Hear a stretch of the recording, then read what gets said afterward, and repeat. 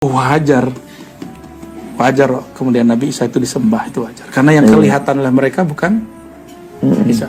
Jadi kalau orang tuh nyembah Nabi Isa yang kelihatan sifat Allah, dia muwahhid, dia dihisapnya aman ntar. Jadi nanti kan Nasrani ini kan dihisap nih, apa yang dia lihat pada Nabi Isa. Jika dia bilang, aku melihat engkau ya Allah, selamat dia. Tapi kalau melihat Isa binti Maryam tapi anak Allah, udah lewat. Berarti menyembah Isa dia. Assalamualaikum warahmatullahi wabarakatuh. Selamat datang kembali di channel Dodi Sefriadi. Yang baru mampir di channel ini langsung aja klik tombol subscribe di bawah dan juga loncengnya biar nggak ketinggalan video berikutnya yang akan saya upload di channel ini. Teman-teman, kali ini saya mau membahas tentang Buya Ar-Razi yang tentunya teman-teman sudah tidak asing lagi dengan beliau karena di Indonesia cukup terkenal. Beliau ini adalah seorang pemuka agama yang memiliki banyak pengikut atau jamaah di Indonesia. Bahkan mungkin banyak jamaah yang fanatik terhadap beliau ini ya. Dan ya biasanya orang-orang yang menjadi pengikut fanatik seseorang, benar ataupun salah orang itu ya tetap dibela gitu guys ya. Ya jadi mungkin nanti ada pengikut fanatik Buya Ar-Razi yang berkomentar di konten ini dengan narasi yang tidak setuju dengan apa yang saya sampaikan di sini.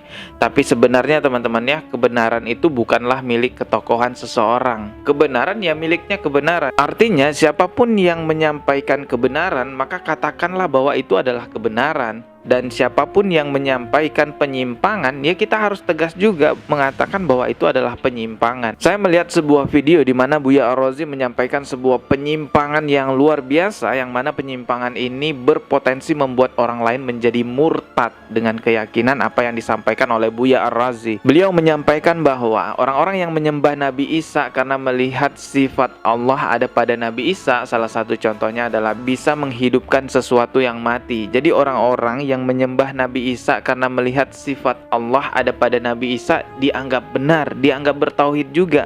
Bahkan Buya Ar-Razi mengatakan ketika nanti orang-orang Nasrani dihisap dan ditanya kenapa engkau menyembah Nabi Isa, kalau orang Nasrani itu mengatakan karena aku melihat sifat Allah ada pada Nabi Isa, maka dianggap benar juga, maka dianggap selamat. Na'udzubillahi min zalik. Semenjak kapan diperbolehkan menyembah seorang nabi, seorang manusia karena ada kebaikan pada dirinya, bahkan karena ada mukjizat pada dirinya? Tidak pernah itu ada dalam akidahnya umat Islam. Sangat disayangkan sekali karena ini disampaikan oleh Buya Ar-Razi yang seorang pemuka agama di Indonesia ya. Kalau yang menyampaikan orang kafir kita masih bisa tertawa melihat itu, tapi ini disampaikan oleh seorang pemuka agama di Indonesia. Jadi wow, luar biasa, ini syubhat yang sangat berbahaya. Oke, untuk lebih jelasnya mending coba kita reaction aja ya mengenai hal ini. Tapi hati-hati teman ya, ini berbahaya sekali. Jangan sampai saya niatnya mereaction di channel ini, malah teman-teman juga termakan oleh apa yang disampaikan oleh Buya Ar-Razi dan membenarkannya ya. Jadi hati-hati teman-teman ya. Di sini ada sebuah video dengan judul Nabi Isa disembah itu wajar, kalau nyembah Nabi Isa dilihat sifat Allah. Aman, Buya Ar-Razi ya. Coba kita putarkan guys ya, hati-hati ya. Nabi kan pakai lapis hijab Pak Kiai. Hijab inilah yang kemudian membuat Nabi itu tidak disembah. Namanya hijab syariat. Jadi syariat itu digunakan untuk membentengi kita supaya kita nggak jadi khurafat. Nggak kayak Nabi Isa ini kan nggak menghijab dirinya dengan syariat yang ketat. Kan dia nggak bawa syariat baru kecuali dikit, cuma menghalalkan yang diharamkan dalam kitab suci Nabi Musa. Nah, karena dia menunjukkan, membuka sedikit tabir sifat Allah, sifatul haya, dia ambil tanah, ditiup kan? Karena dia sudah jadi hayatnya Allah. Jadi hayatnya Isa itu hayatullah. Tinggal dia kun kan, jadi burung. Jadi burung. Iya. Yang mati jadi hidup lagi. Saya pernah praktekin itu, Pak. Ada kucing mau mati, udah sakarat, udah gitu begini. Saya bilang, ya Allah, kalau Nabi Isa bisa digituin, masa umat Nabi Muhammad gak bisa? Saya ngerti metodologinya ya Allah, tapi saya nggak tahu prakteknya. Sekarang saya mau coba. Hidup Pak langsung. Tapi nggak berani lagi, habis itu ketakutan saya habis itu. Takut suul adab, takut disembah orang gitu. Wajar kemudian Nabi Isa itu disembah, itu wajar. Karena yang kelihatan oleh mereka bukan Isa. Jadi kalau orang tuh nyembah Nabi Isa yang kelihatan sifat Allah, dia muwahhid, dia dihisapnya aman ntar. Jadi nanti kan Nasrani ini kan dihisap nih. Apa yang dilihat pada Nabi Isa? Jika dia, aku melihat engkau ya Allah, selamat dia. Tapi kalau melihat Isa binti Maryam tapi anak Allah, udah lewat. Berarti menyembah Isa dia. Nyembah. Oh, ini bahaya sekali teman-teman ya. Coba kita ulang lagi ya. Ini perlu teliti memang ya. Coba saya ulang lagi di bagian ini. Nasrani ini kan Saya ulang lagi ya. Isa. Jadi kalau orang tuh nyembah Nabi Isa yang kelihatan sifat Allah, dia muwahhid. Nah, jelas ya. Dia dihisapnya aman ntar. Dihisapnya Jadi aman. nanti kan Nasrani ini kan dihisap nih. Apa yang dilihat pada Nabi Isa? Jika dia, aku melihat engkau ya Allah, selamat dia. Tapi kalau melihat Isa binti Maryam tapi anak Allah, udah lewat. Berarti menyembah Isa dia. Nyembah Isa nggak bisa dia. Waduh, bahaya. Tapi kita lanjutkan dulu aja ya. Berarti Allah cemburu ntar kan? Itu bab ontologis tuh. Itu jangan jelasin ntar dia. Bisa dikafirkan ntar sama orang. Ini bab begitu ya. Ini namanya ontologis. Kalau bab teologi nggak ada cerita. Bab teologi, bab akidah, sudah Nabi Isa Abdullah. Iya. Nah, gitu kita modelnya. Makanya bab ontologis ini kalau orang ngerti, waduh, rahmannya tinggi. Dia sayang ke semua orang. Kalau bab tadi itu bab teologi itu, rohimiyah. Ini ganti-ganti switch aja pakai. Kalau kita belajar dulu epistemologi di kampus, empirik, rasio. Kalau di Ghazali kan tajribah. Kalau saya nyebutnya kolbu, ruh. Ghazali itu menyamakan ruh, kalbu dan ruh beda. Maka di akhir zaman ini semua ilmu awalan wa akhiran kan, awalin wa akhirin itu digabung semua. Kita boleh merevisi ilmu-ilmu. Nah, kalau berbicara Imam Ghazali itu kan menarik juga ya dalam kitabnya Solibat itu. Ya. Beliau seorang mujadid juga. Ya, siapa yang nggak kenal Imam Ghazali ya? Luar biasa. Karya-karyanya, ibadahnya. Tapi justru dia ada yang mengimpikan masuk surga karena. Oke, sampai di situ videonya teman-teman udah menyimak ya seperti apa yang disampaikan oleh Buya Ar-Razi. Jadi Buya Ar-Razi menjelaskan kalau orang Nasrani menyembah Nabi Isa karena melihat sifat Allah, maka itu dianggap aman ketika di hari hisab. Karena yang dilihat Allah, maka dikira Nabi Isa itu Allah.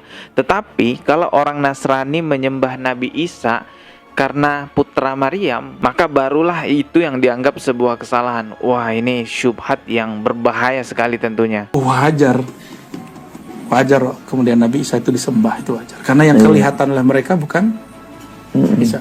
Jadi kalau orang tuh nyembah Nabi Isa yang kelihatan sifat Allah, dia muwahhid. Dia dihisapnya aman ntar.